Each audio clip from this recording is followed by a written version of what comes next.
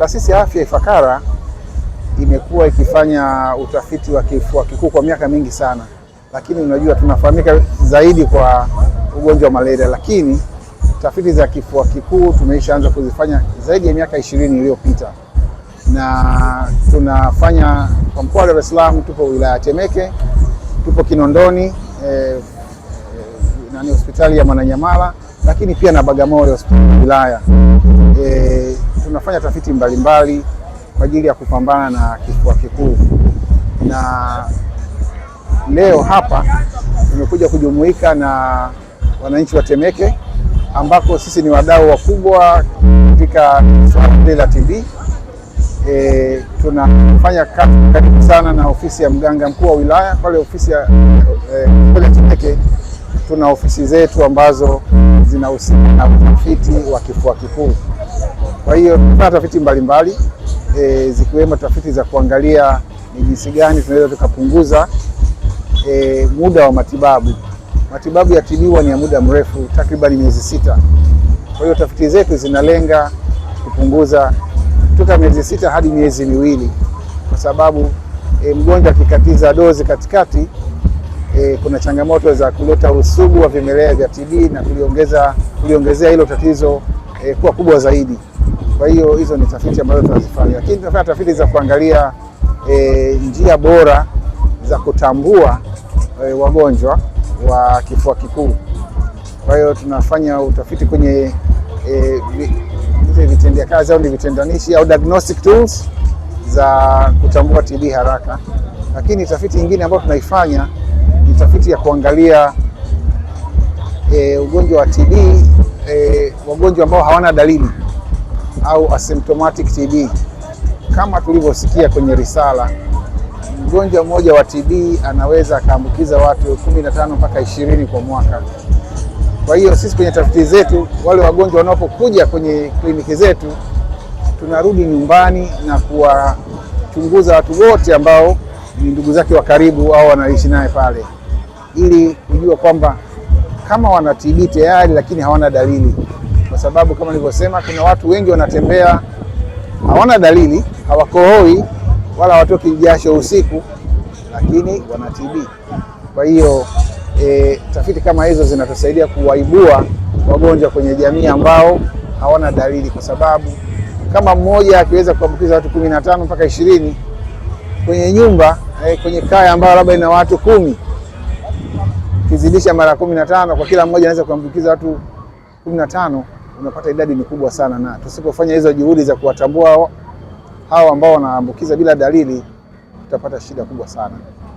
Labda daktari, wewe utafiti wa kupunguza muda wa matibabu kutoka miezi 6 mpaka miezi 2, labda kufikia wapi na tutarajie matokeo yatakuwa nini? Utafiti umekwisha kamilika na matokeo yameshatoka, yanaonyesha kwamba inawezekana kabisa kumtibu mgonjwa wa TB ndani ya miezi 2 na akapona kabisa. Kwa hiyo sasa ni serikali sasa kuchukua matokeo na kuyaingiza kwenye sera ya matibabu.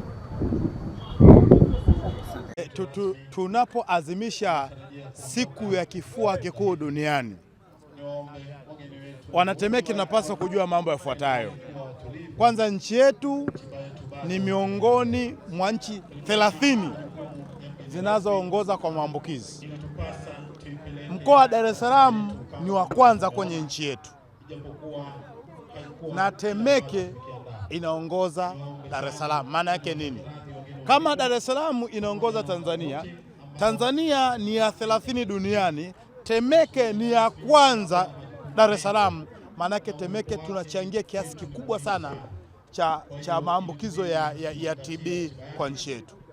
Sasa tumetoa wito kwa wananchi, viongozi na wadau tushirikiane. Hili tatizo ni kubwa. Tatizo kubwa sana. Kuwa wa kwanza namna hiyo sio nzuri. Na ukizingatia ugonjwa wa TB, mtu akishaupata unaenda kuathiri vitu vingine, unaathiri utendaji wake wa kazi, unaathiri uchumi wake. Kwa sisi kama Temeke ambao tuna mpango mkubwa sana wa kukuza uchumi wetu kwenye viwanda na biashara, tukiwa na idadi kubwa ya wagonjwa wa kifua kikuu, madhara yake yataathiri vile vile kwenye maendeleo. Kwa nichukua wito huu kuomba wadau wote wa maendeleo, viongozi, tushirikiane kwa pamoja. Kwanza tuone the issue is serious, jambo ni serious na ni kubwa. Tushirikiane kwa pamoja tulimalize, na kwa sababu wataalamu wameshatueleza ukishapimwa, ukigundulika, ukianza medication, uwezo wa kuambukiza unapungua. Kwa njia ya mkato tupime wote basi. Tukishapima wote, tukianza medication automatic wote tutakuwa salama. Unasema Temeke ni ya kwanza, lakini nataka nijue hali maambukizi yanaongezeka ama yanapungua? Maambukizi kwenye data plus or minus, yani hayashuki sana, hayaongezeki sana. Maana ukichukua wastani yapo. Yani ukiangalia kwa miaka minne kulikuwa na 3000, 4000, 5000, 3000, 4000 inacheza. Maana yake nini? Iko static. Na data zinatuambia 25% wenye maambukizi wanazurura mtaani. Kwa sababu ule ugonjwa hauumi.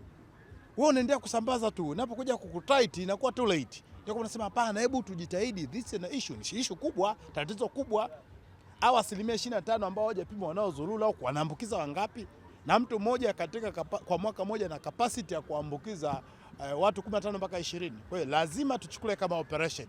Lazima iwe awareness ya watu wote kwenye hilo. Mikakati ni ipi kwa maana ya serikali binafsi?